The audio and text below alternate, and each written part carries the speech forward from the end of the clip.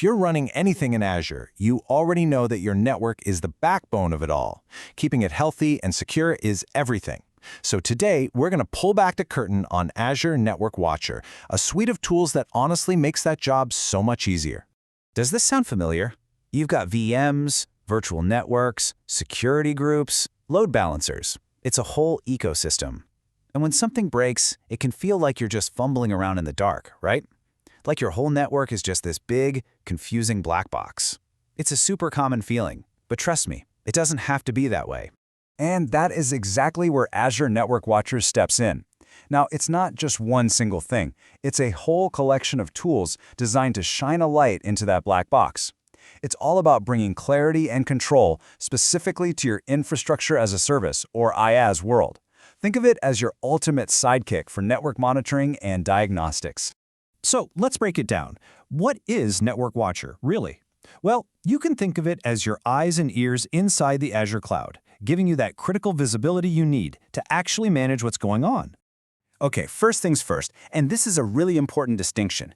Network Watcher is built for your IaaS resources. We're talking about your virtual machines, your VNets, your application gateways, the foundational stuff.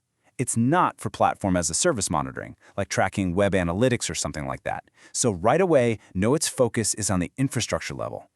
To make it super simple, everything Network Watcher does can be sorted into three main buckets or pillars. You've got monitoring, which is all about the big picture view. Then you have network diagnostics, for when you need to roll up your sleeves and troubleshoot. And finally, traffic, which is about logging and analyzing the actual data flowing through your network. We're going to hit each one. All right, let's kick things off with that first pillar, monitoring. This is your command center, the place you go to get that high-level, bird's-eye view of your entire network landscape. And under this pillar, two tools are your absolute go-tos. First up is Topology, which literally draws you a map of your entire network. It's your live blueprint. Then you have Connection Monitor. If Topology is the map, Connection Monitor is the stopwatch, constantly checking things like latency and reachability to make sure everything's running smoothly. And I can't overstate how awesome the Topology tool is. Seriously, if you've ever inherited a crazy, complex Azure setup, you know that just figuring out how everything is wired together is half the battle. Topology just generates this beautiful, interactive map for you. It shows all your resources and how they relate, even across different subscriptions. It is a genuine lifesaver. So, monitoring is great when things are good, but what about when they're not? That's when you need to switch gears from being a watchtower to being a detective. And that's exactly what the Network Diagnostics pillar is. It's your detective's toolkit. Instead of just rattling off a list of tools, let's walk through a real-world problem. Okay, picture this. Your VM can't get to the internet. What do? Well, step one, you'd use IP flow verify to check if a pesky security rule is blocking you. If that's all clear, step two, you'd use next hop to see if your traffic is even being routed correctly. Still stuck? Step three, you can go super deep with a packet capture and see the actual raw data. See? It's a logical flow to pinpoint the problem. Now, let me clear something up that trips a lot of people up. Connection Monitor versus Connection Troubleshoot. They sound almost the same, but they are totally different. Here's the key. Connection Monitor is for ongoing tracking. It watches performance over time. Connection Troubleshoot is a one-and-done, point-in-time check. It just answers the question, can A talk to B right now? And believe me, the toolkit is packed. We haven't even talked about all of it. You've got specialized tools like NSG Diagnostics for deep diving on your security groups, a tool that shows you all the effective security rules being applied to an interface. There's even a dedicated VPN troubleshooter. It is seriously comprehensive. Okay, time for our third and final pillar, analyzing network traffic.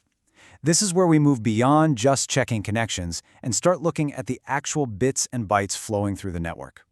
And there are two heavy hitters here. First, you've got flow logs. This is the raw data capture. It logs info about all the IP traffic going through your network.